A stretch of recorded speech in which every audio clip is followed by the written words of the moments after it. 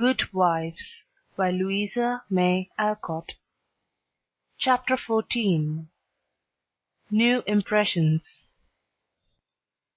At 3 o'clock in the afternoon, all the fashionable world at Nice may be seen on the Promenade des Anglais, a charming place, for the wide walk, bordered with palms, flowers, and tropical shrubs, is bounded on one side by the sea, on the other by the Grand Drive, linked with hotels and villas, while beyond lie orange orchards and the hills. Many nations are represented, many languages spoken, many costumes worn, and on a sunny day the spectacle is as gay and brilliant as a carnival. Haughty English, lively French, sober Germans, handsome Spaniards, ugly Russians, meek Jews, free and easy Americans, all drive and sit or saunter here, chatting over the news, and criticizing the latest celebrity who has arrived, Ristori or Dickens, Victor Emmanuel or the Queen of the Sandwich Islands. The equipages are as varied as the company and attract as much attention, especially the low basket barouches, in which ladies drive themselves, with a pair of dashing ponies, gay nets to keep their voluminous flounces from overflowing the diminutive vehicles, and little grooms on the perch behind. Along this walk, on Christmas Day, a tall young man walked slowly, with his hands behind him, and a somewhat absent expression of countenance. He looked like an Italian, was dressed like an Englishman, and had the independent air of an American, a combination which caused sundry pairs of feminine eyes to look approvingly after him, and sundry dandies in black velvet suits, with rose-colored neckties, buff gloves, and orange flowers in their buttonholes, to shrug their shoulders, and then envy him his inches. There were plenty of pretty faces to admire, but the young man took little notice of them, except to glance now and then at some blonde girl in blue. Presently he strolled out of the promenade, and stood a moment at the crossing, as if undecided whether to go and listen to the band in the Jardin Public, or to wander along the beach toward Castle Hill. A quick trot of ponies' feet made him look up, as one of the little carriages, containing a single young lady, came rapidly down the street. The lady was young, blonde, and dressed in blue. He stared a minute, then his whole face woke up, and, waving his hat like a boy, he hurried forward to meet her. "Oh, Laurie, is it really you? I thought you had never come," cried Amy, dropping the reins and holding out both hands, to the great scandalization of a French mamma, who hastened her daughter's steps, lest she should be demoralized by beholding the free manners of these mad English. "I was detained by the way, but I promised to spend Christmas with you, and here I am." "How is your grandfather? When did you come? Where are you staying?" "Very well. Last night. At the Chauvet. I called at your hotel, but you were out." "I have so much to say.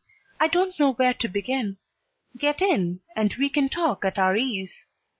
I was going for a drive and longing for company. Flo's saving up for tonight." "What happens then? A ball?" "A Christmas party at our hotel.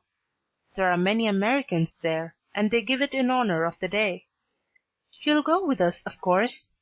Aunt will be charmed." "Thank you. Where now?"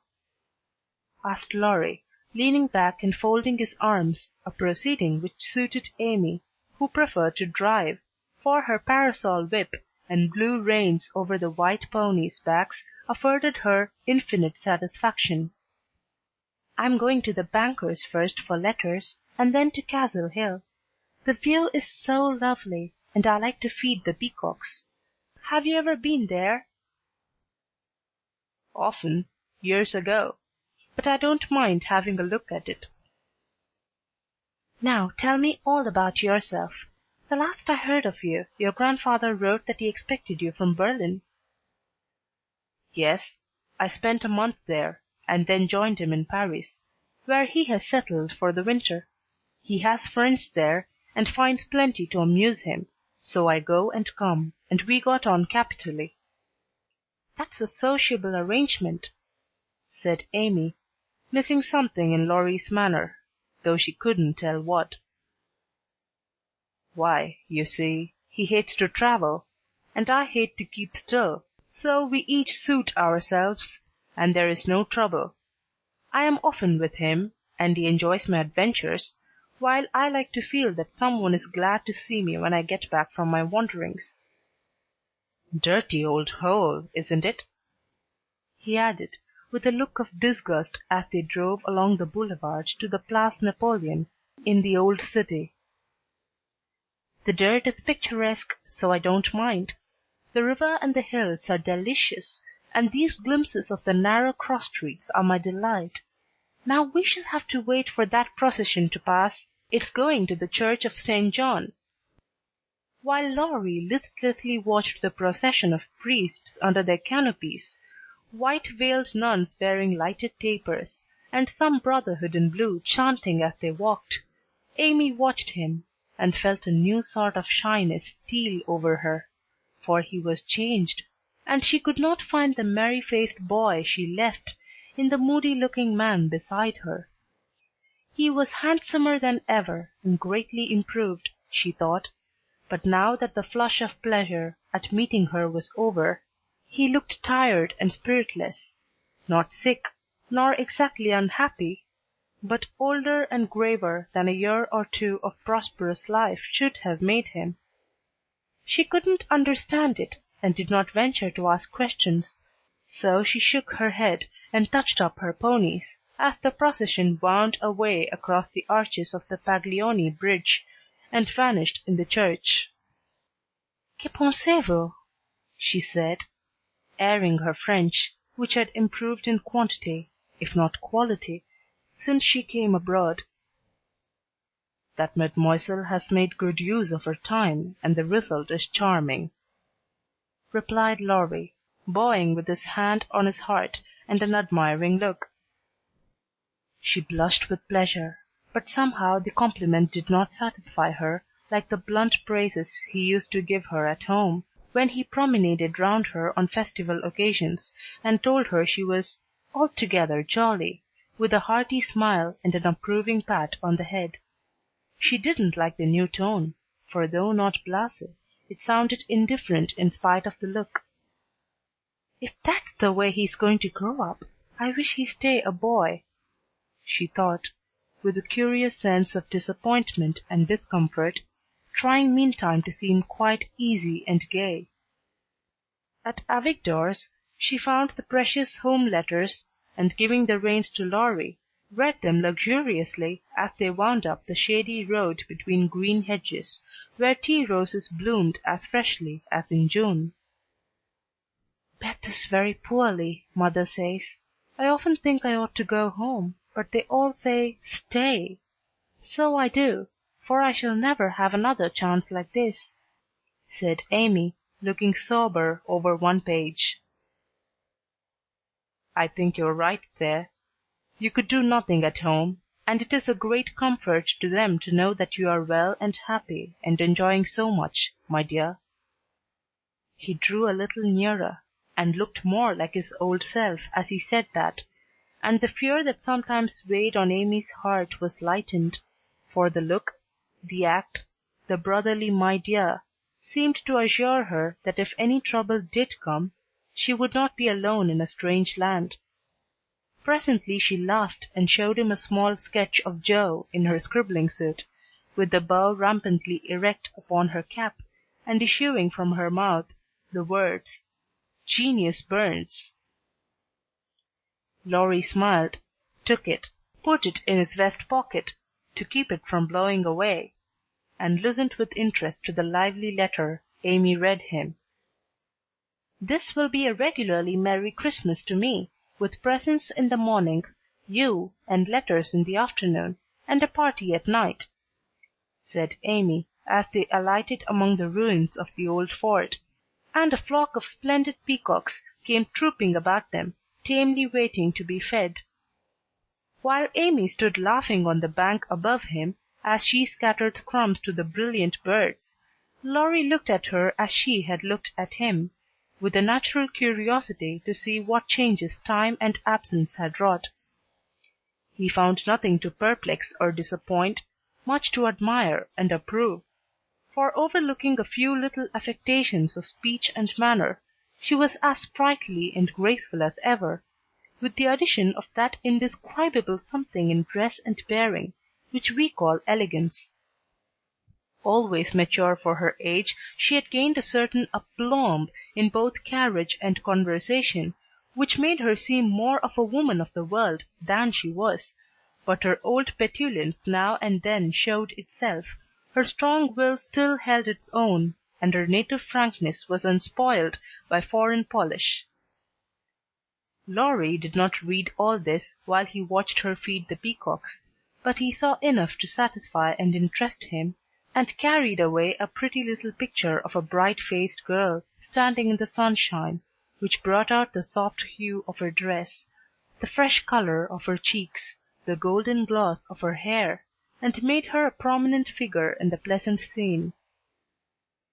As they came up onto the stone plateau that crowned the hill, Amy waved her hand as if welcoming him to her favorite haunt, and said, pointing here and there, "Do you remember the cathedral and the Corso, the fishermen dragging their nets in the bay, and the lovely road to Villa Franca, Schubert's tower, just below, and best of all, that speck far out to sea, which they say Il Corsica?" "I remember. It's not much changed," he answered without enthusiasm. "What Joe would give for a sight of that famous speck," said Amy, feeling in good spirits, and anxious to see him so also. "Yes," was all he said, but he turned and strained his eyes to see the island which a greater usurper than even Napoleon now made interesting in his sight. "Take a good look at it for her sake, and then come and tell me what you have been doing with yourself all this while," said Amy, seating herself, ready for a good talk. But she did not get it, for though he joined her and answered all her questions freely, she could only learn that he had roved about the continent and been to Greece. So after idling away an hour, they drove home again, and having paid his respects to Mrs. Carroll, Laurie left them, promising to return in the evening. It must be recorded of Amy that she deliberately prinked that night. Time and absence had done its work on both the young people. She had seen her old friend in a new light, not as "our boy," but as a handsome and agreeable man, and she was conscious of a very natural desire to find favor in his sight. Amy knew her good points, and made the most of them with the taste and skill which is a fortune to a poor and pretty woman. Tarlatan and tulle were cheap at Nice, so she enveloped herself in them on such occasions, and following the sensible English fashion of simple dress for young girls, got up charming little toilettes with fresh flowers, a few trinkets, and all manner of dainty devices, which were both inexpensive and effective. It must be confessed that the artist sometimes got possession of the woman, and indulged in antique coiffures, statuesque attitudes, and classic draperies. But, dear heart, we all have our little weaknesses, and find it easy to pardon such in the young, who satisfy our eyes with such comeliness, and keep our hearts merry with their artless vanities. "I do want him to think I look well, and tell them so at home," said Amy to herself, as she put on Flo's old white silk ball dress, and covered it with a cloud of fresh illusion, out of which her white shoulders and golden head emerged with a most artistic effect. Her hair she had the sense to let alone, after gathering up the thick waves and curls into a Hebe-like knot at the back of her head. It's not the fashion, but it's becoming, and I can't afford to make a fright of myself," she used to say, when advised to frizzle, puff, or braid, as the latest style commanded. Having no ornaments fine enough for this important occasion, Amy looped her fleecy skirts with rosy clusters of azalea, and framed the white shoulders in delicate green vines. Remembering the painted boots, she surveyed her white satin slippers with girlish satisfaction, and chassed down the room, admiring her aristocratic feet, all by herself. "My new fan just matches my flowers, my gloves fit to a charm, and the real lace on aunt's machua gives an air to my whole dress. If I only had a classical nose and mouth I should be perfectly happy," she said, surveying herself with a critical eye and a candle in each hand. In spite of this affliction, she looked unusually gay and graceful as she glided away. She seldom ran. It did not suit her style, she thought, for being tall, the stately and Junoesque was more appropriate than the sportive or piquante. She walked up and down the long saloon, waiting for Laurie, and once arranged herself under the chandelier, which had a good effect upon her hair. Then she thought better of it, and went away to the other end of the room, as if ashamed of the girlish desire to have the first view a propitious one. It so happened that she could not have done a better thing, for Laurie came in so quietly she did not hear him, and as she stood at the distant window, with her head half turned, and one hand gathering up her dress, the slender white figure against the red curtains was as effective as a well-placed statue.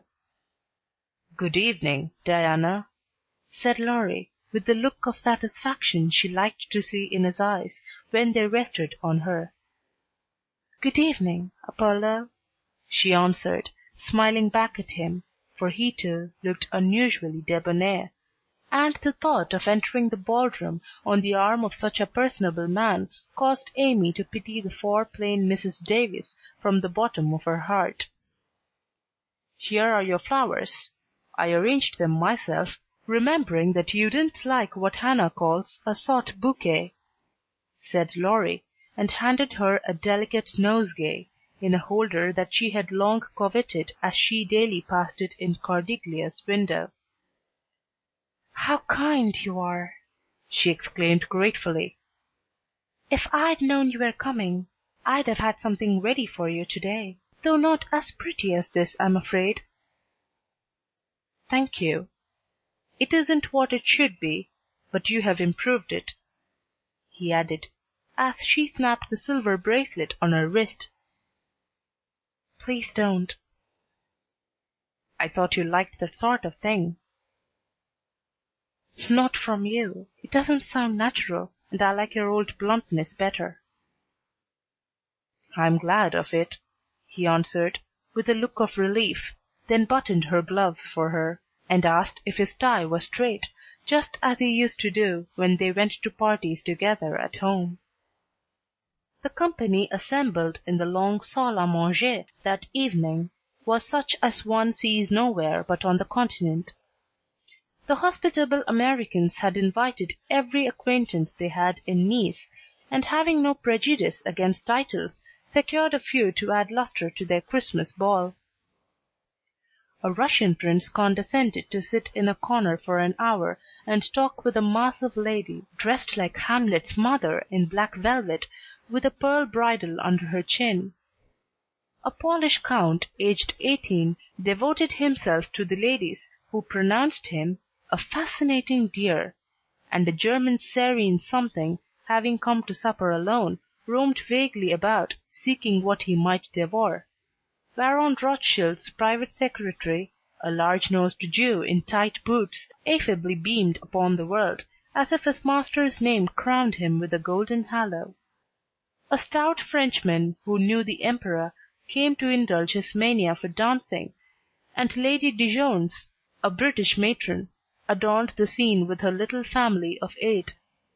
Of course, there were many light-footed, shrill-voiced American girls, handsome, lifeless-looking English ditto, and a few plain but piquant French demoiselles, likewise the usual set of travelling young gentlemen who disported themselves gaily, while mammas of all nations lined the walls and smiled upon them benignly when they danced with their daughters.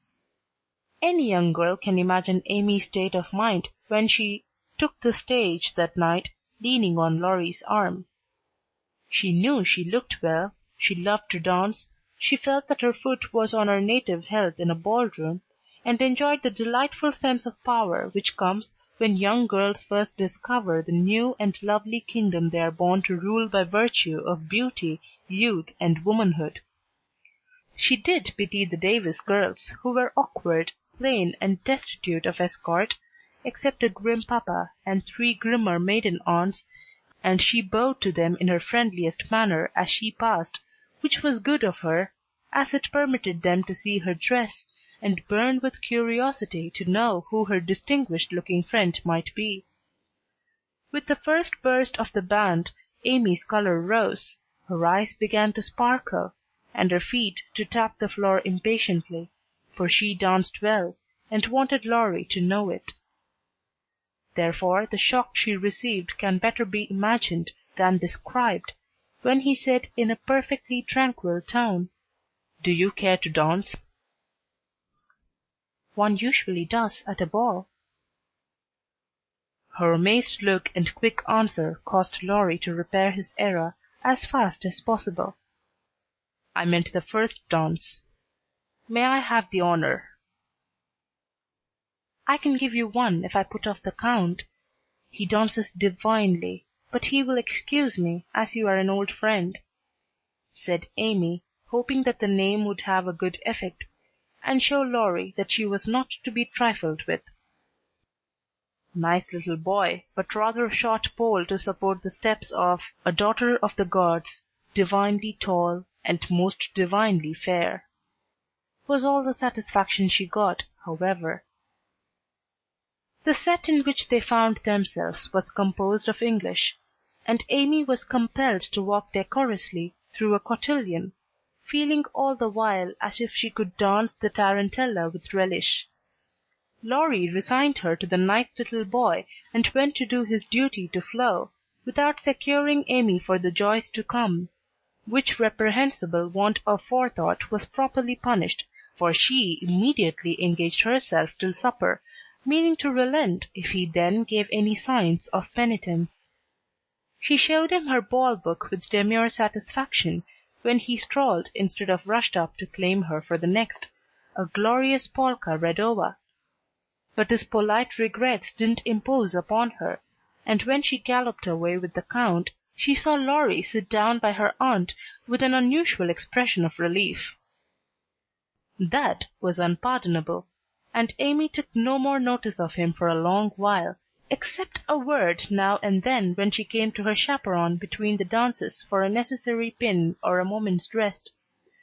Her anger had a good effect, however, for she hid it under a smiling face, and seemed unusually blithe and brilliant.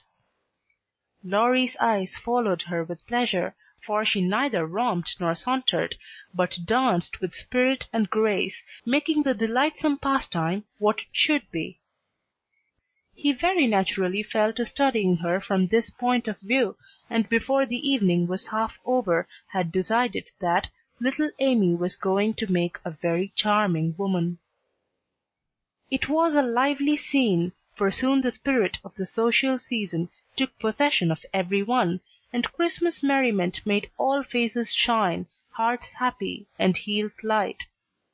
The musicians fiddled, tooted, and banged as if they enjoyed it. Everybody danced who could, and those who couldn't admired their neighbors with uncommon warmth. The air was dark with Davises, and many Jones gambolled like a flock of young giraffes. The golden secretary darted through the room like a meteor with a dashing Frenchwoman who carped the floor with her pink satin train. The serene Teuton found the supper table and was happy, eating steadily through the bill of fare, and dismayed the Corsons by the ravages he committed. But the Emperor's friend covered himself with glory, for he danced everything, whether he knew it or not, and introduced impromptu pirouettes when the figures bewildered him. The boyish abandon of that stout man was charming to behold, for though he carried weight, he danced like an india rubber ball. He ran, he flew, he pranced, his face glowed, his bald head shone, his coat tails waved wildly, his pumps actually twinkled in the air, and when the music stopped, he wiped the drops from his brow, and beamed upon his fellow-men like a French Pickwick without glasses. Amy and her Paul distinguished themselves by equal enthusiasm, but more graceful agility, and Laurie found himself involuntarily keeping time to the rhythmic rise and fall of the white slippers as they flew by as indefatigably as if winged.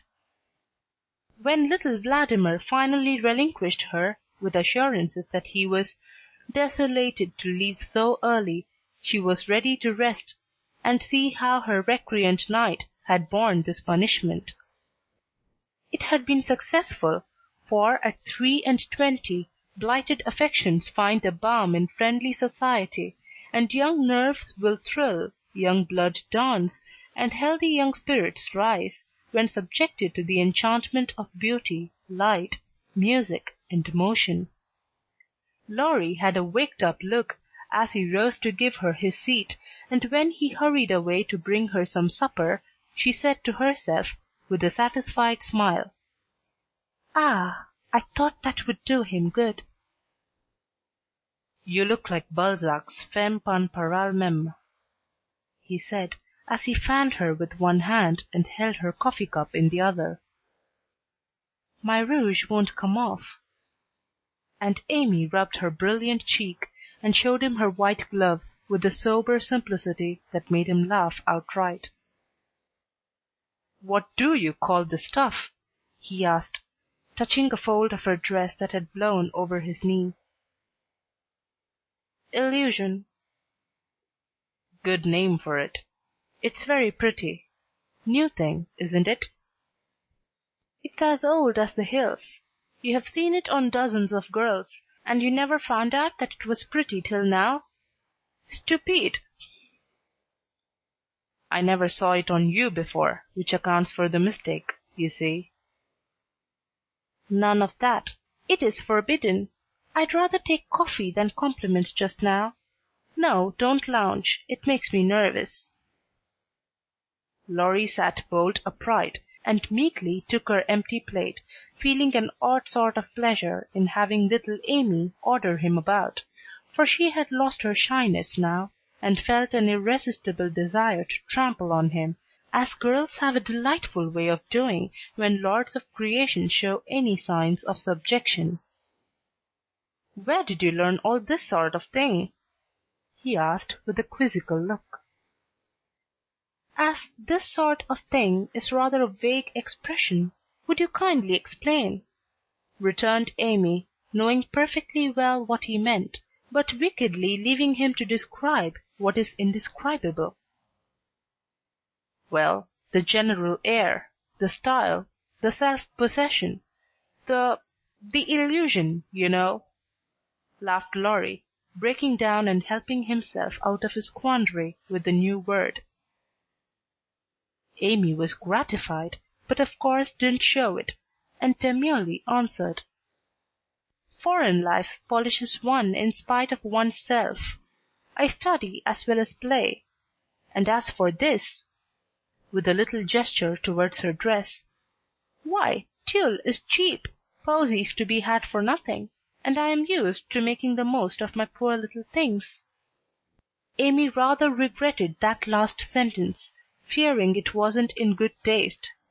But Laurie liked her better for it, and found himself both admiring and respecting the brave patience that made the most of opportunity, and the cheerful spirit that covered poverty with flowers. Amy did not know why he looked at her so kindly, now why he filled up her book with his own name, and devoted himself to her for the rest of the evening in the most delightful manner, but the impulse that wrought this agreeable change was the result of one of the new impressions which both of them were unconsciously giving, and receiving. Chapter 15